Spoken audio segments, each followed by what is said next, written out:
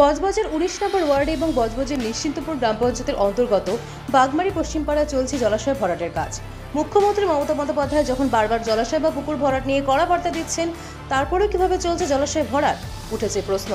যদিও জলাশয় ভরাটের বিষয়ে কেউ কি কোনো প্রতিক্রিয়া দিতে রাজি হননি। বজবজ এলাকায় প্রশাসনিক ব্যক্তি থাকলেও কেউ মন্তব্য করতে রাজি নন এবং এই দুষ্কৃতীদের পাশে প্রশাসনিক না থাকুক, তাদের পাশে আছে বজবজের পর্যবেক্ষক। তাই এদের এতবার কেন এই কথা বললাম? বজবজের বিধায়ক, বজবজ পৌরসভার chairman, vice chairman, councillor, police প্রশাসন সবই আছে এদের মাথার উপরে। একজনই বসে আছে, যে হলো বজবজ পর্যবেক্ষক। তিনি যা বলবে সেটাই হবে, না হলে হবে না।